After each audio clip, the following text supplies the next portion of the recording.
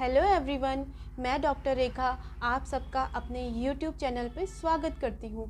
आज मैं आपको ब्लड शुगर डायबिटीज़ के बारे में कुछ जानकारी दूंगी। ब्लड शुगर होता क्या है? जब हमारे ब्लड में शुगर लेवल बहुत ज़्यादा हाई हो जाता है तो उसे ब्लड शुगर कहा जाता है। बात करते हैं कि ब्लड शुगर नॉर्मल लेवल क्या होता है ब्लड शुगर का। अगर आप ब्लड टेस्ट करवाते हैं, खाली पेट 8 से 9 घंटे की फास्टिंग आपको करनी है और उसके बाद खाली पेट आपको अपना ब्लड शुगर टेस्ट करवाना है। अगर वो टेस्ट रिपोर्ट आपकी 80 टू 100 के बीच में आती है तो इसका मतलब वो नॉर्मल है। अगर वो 70 से भी कम नहीं होनी चाहिए और 100 से भी ज़्यादा नहीं होनी चाहिए। अगर 80 टू 100 के बीच में है तो आपकी शुगर लेवल नॉर्मल है। और अगर आप खाना खाने के 1.5 घंटे बाद अपना ब्लड शुगर टेस्ट करवाते हैं तो वो ब्लड शुगर लेवल आपका 110 से 140 के बीच में होना चाहिए। अगर 110 से 140 के बीच में है तो इसका मतलब आपका जो ब्लड शुगर लेवल है वो नॉर्मल है। अगर 140 से ज़्यादा बढ़ा हुआ आता है तो इसका मतलब आपको ब्लड शुगर हो रही है। खाली पेट जब आप ब्लड टेस्ट करवाते हैं अपना तो अगर 100 से 125 के बीच में अगर आपकी ब्लड शुगर आती है तो इसका मतलब आप प्री डायबिटिक फेज़ में हैं, मतलब आपको डायबिटीज़ होने के चांसेस हैं। इस टाइम पे आप अगर अपना परहेज़ करते हैं, अपने खाने पीने का ध्यान करते हैं तो अपने ब्लड शुगर लेवल को आप कंट्रोल कर सकते हैं। लेकिन अगर उससे ज़्यादा बढ़ा हुआ होगा तो इसका मतलब आप ब्लड शुगर के शिकार हो रहे हो। अब हम बात करते हैं कि शुगर कितने टाइप का होता है। शुगर बेसिकली 2 टाइप्स के होते हैं, type 1 diabetes and type 2 diabetes, और एक गेस्टेशनल डायबिटीज़ भी होती है। टाइप 1 डायबिटीज़ जो होती है वो इंसुलिन डिपेंडेंट डायबिटीज़ होती है। इसमें पेशेंट को इंसुलिन के लिए डिपेंड हो जाता है पेशेंट। इसमें जो पेनक्रियाज होता है, पेनक्रियाज में हमारी जो बीटा सेल्स होती हैं वहाँ से इंसुलिन सिक्रीट होता है। इस टाइप 1 डायबिटीज़ में क्या हो जाता है कि जो पेनक्रियाज की बीटा सेल्स हैं वो इंसुलिन सिक्रीट करना बिल्कुल बंद कर देती हैं या बहुत कम अमाउंट में इंसुलिन सिक्रीट होता है। तो इसमें जो पेशेंट होता है वो डिपेंड हो जाता है इंसुलिन लेने के लिए। ये जो टाइप 1 डायबिटीज़ होती है ये हमें बहुत ज़्यादा अर्ली एज में डिटेक्ट हो जाती है। ये आनुवंशिक डायबिटीज़ होती है और ये बहुत यंग एज या बहुत ज़्यादा छोटी एज में डिटेक्ट हो जाती है। सेकंड नंबर की जो डायबिटीज़ है टाइप 2 डायबिटीज़, ये मोस्टली हमारा खान पान, रहन सहन इस वजह से डेवलप होती है। इसमें ये इंसुलिन रेजिस्टेंट डायबिटीज़ होती है। इसमें क्या होता है कि पेनक्रियाज की जो बीटा सेल्स होती है वहाँ से इंसुलिन सिक्रीट तो होता है बट एब्जॉर्प्शन नहीं हो पाता है, जिस वजह से क्या होता है कि ब्लड में शुगर लेवल शूट अप हो जाता है। अब बात करते हैं गेस्टेशनल डायबिटीज़। गेस्टेशनल डायबिटीज़ वो डायबिटीज़ होती है जो स्पेशली जो प्रेग्नेंट लेडीज़ होती है उनको प्रेगनेंसी के टाइम पे डेवलप होती है। जब वो प्रेग्नेंट होती है तो उस टाइम पे उनकी बॉडी में ब्लड शुगर लेवल थोड़ा हाई हो जाता है तो उसे गेस्टेशनल डायबिटीज़ कहा जाता है। लेकिन जो ये डायबिटीज़ होती है ये जब लेडीज़ की डिलीवरी हो जाती है तो उसके बाद कुछ टाइम बाद वो नॉर्मल हो जाती है। अब बात करते हैं कि अगर हमारी बॉडी में ब्लड शुगर लेवल बहुत हाई हो जाता है तो हमें ऐसे कौन कौन से सिम्टम्स देखने को मिलते हैं या क्या सिम्टम्स ऐसे हमारी बॉडी में आएंगे जिससे हमें पता चल जाएगा कि हम ब्लड शुगर हो रहा है।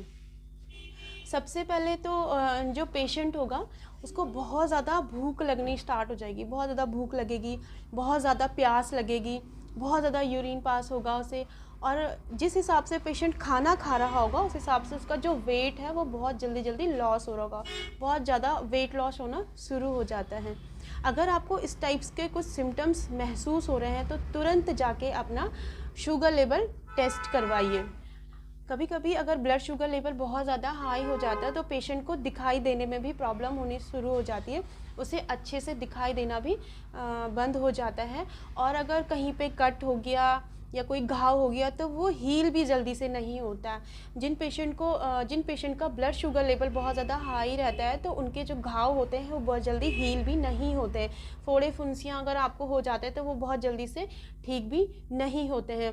नर्व्स में दिक्कत आने लग जाती है, झंझनाहट होने लग जाएगी आपके पैरों में।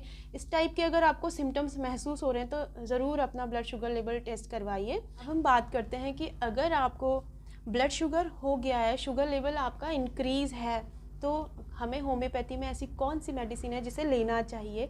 तो होम्योपैथी में साइजेजियम जम्बोलिनम मदर टिंचर, साइजेजियम जम्बोलिनम मदर टिंचर एक बहुत ही इफ़ेक्टिव मेडिसिन है। अगर आप इस मेडिसिन को कंटिन्यू हाफ कप वाटर में 20 ड्रॉप्स डाल के दिन में 3 बार लेते हैं तो धीरे धीरे आपका जो ब्लड शुगर लेवल है वो नॉर्मल हो जाता है। ये बहुत ही इफ़ेक्टिव मेडिसिन है होम्योपैथी में। अगर आपको शुगर लेवल है तो आप इसे ज़रूर ट्राई कर सकते हैं। लेकिन कोई भी मेडिसिन ट्राई करने से पहले, कोई भी मेडिसिन लेने से पहले अपने डॉक्टर से ज़रूर कंसल्ट कीजिए। चाहे अगर आप पहले से भी कोई ट्रीटमेंट ले रहे हैं तो भी अपने डॉक्टर से कंसल्ट कीजिए, और अगर आपको स्टार्ट हुई है डायबिटीज़ और आप ट्रीटमेंट लेना चाहते हैं तो भी आप अपने डॉक्टर से ज़रूर कंसल्ट कीजिए। और अगर आपको ये होम्योपैथिक मेडिसिन स्टार्ट करनी है तो आप एक अच्छे होम्योपैथिक डॉक्टर से कंसल्ट कीजिए और इस मेडिसिन को ले सकते हैं। ये मेडिसिन बहुत ही इफ़ेक्टिव मेडिसिन है ब्लड शुगर लेवल को कंट्रोल करने के लिए। अब हम बात करते हैं कि अगर हमारी बॉडी में ब्लड शुगर लेवल इंक्रीज़ है तो हमें ऐसा क्या क्या करना चाहिए जिससे कि हमारा शुगर लेवल कंट्रोल में रहे। आप अपना ब्लड शुगर को कंट्रोल कर सकते हैं। उसके लिए आपको अपनी फ़िज़िकल एक्टिविटीज़ को बढ़ाना पड़ेगा। आपको वॉक करनी पड़ेगी, एक्सरसाइज करनी पड़ेगी। आपको जो स्वीट्स हैं वो बहुत कम करने हैं अपनी डाइट में, मीठा अवॉइड करना है अपनी डाइट से। आपको बहुत ज़्यादा फास्ट फूड, बहुत ज़्यादा ऑयली फूड, तला भुना, ये सारी चीज़ें अपनी डाइट से अवॉइड करनी पड़ेगी। और शुगरी फूड तो आपको बिल्कुल अवॉइड करना है अपनी डाइट से, ताकि आपका जो ब्लड शुगर लेवल है वो नॉर्मल रहे।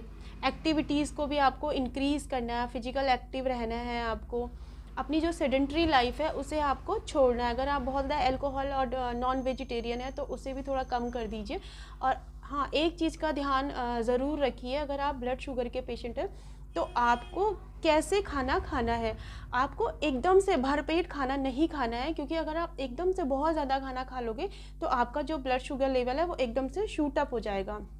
तो इसलिए आप थोड़ी थोड़ी अमाउंट में खाना खाइए, लेकिन शॉर्ट इंटरवल में थोड़ा थोड़ा खाना खाइए। मतलब जैसे 2 घंटे में आप कुछ खा लीजिए, फिर 2 घंटे में आप थोड़ा सा कुछ खा लीजिए। हर 2-2 घंटे में आप थोड़ा थोड़ा खाना खाइए।